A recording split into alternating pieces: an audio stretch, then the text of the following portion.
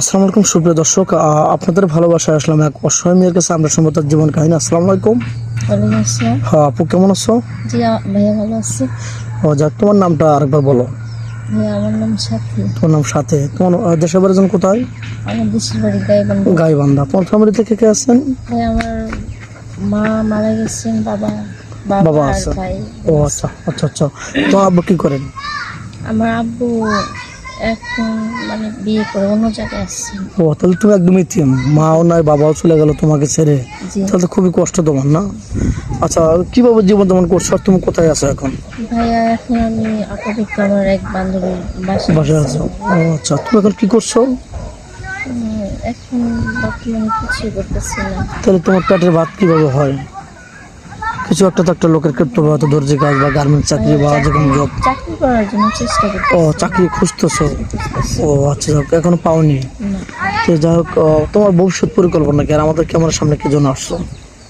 ভাইয়া আমি চাচ্ছি যে আমার যেহেতু আমার কেউ নেই, বাবা থাকতেও নেই, চাচ্ছি যে একটা জীবন সঙ্গী দরকার আমার। আচ্ছা, একজন জীবন সঙ্গী হলে হবে নাকি একাধিক লাগবে? একাধিক পুরুষ লাগবে না একজন লাগবে শুধু? ভাইয়া তার যাতে যার বউ মারা গেছে কিংবা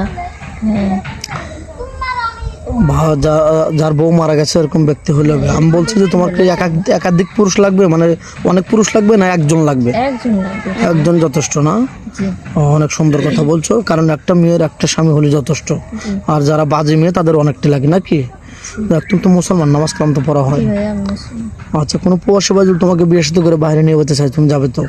জি ভাইয়া আমার স্বামী যেখানে নিয়ে যাবে সেখানে। আচ্ছা, আর একটা কথা, তোমার বাবা মা যেহেতু নেই, তোমার কি ঘর বিটা বা জায়গার থাকার মতো কোনো অ্যাপালিটি আছে?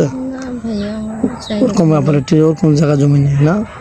আচ্ছা, তোমার কি ধরনের স্বামী লাগবে? অনেক সুন্দর, খুবই স্মার্ট, খুবই স্ট্রং, বা কি ধরনের স্বামী লাগবে একটু বলো তো? না ভাইয়া আমার সেরকমটা দরকার না, দরকার হচ্ছে আমার যাতে সবকিছুর ভার নেয় আর আমার তোমার যাতে খেয়াল খুশি রাখে, হ্যাঁ, খেয়াল। দুই বেলা দুই মুঠো ভাত ঠিক মতো দিতে পারে, তার চেয়ে বেশি কিছু চাওয়ার নেই। না। আচ্ছা, গোছায় বলতে পারতেছো না, খুবই নার্ভাস, অনেকদিন পরে আসছো, খুবই নরম মনের মানুষ, মুসলমান, নামাজ কালাম তো পড়া হয় না? জি ভাইয়া আসলাম। আচ্ছা, তোমার কি ফোন আছে? না ভাইয়া আমার ফোন নেই।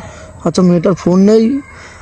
আমাদের নাম্বার দেওয়া থাকবে, মানে ইউটিউব চ্যানেল কর্তৃপক্ষের নাম্বার দেওয়া থাকবে। কেউ ভিডিও কল দেবেন না, অডিও কল দেবেন। আর এই হোয়াটসঅ্যাপ আছে, ভিডিও কল দিলে ব্লক করতে বাধ্য হবো। তো যা নেক্সটে আসি, তুমি তো রোজার মাসে রোজা রাখো 30টাই, না? জি আচ্ছা, তুমি তোমার হাজবেন্ড তোমাকে বিয়ে শাদী করে বাইরে রেখে গেলেন, তুমি কি কোনো পরকে লিপ্ত হবে এরকম কিছু? জি না ভাইয়া আমার স্বামী তো কাজে থাকে না জি। যেহেতু, আর আমার তো টাকা পয়সা সবকিছুই দিচ্ছে, তো আমি আমি খারাপ কাজে লিপ্ত হবো কেন, নাকি? আর আমার তো প্রকৃত ভালোবাসি। আচ্ছা, যাই হোক।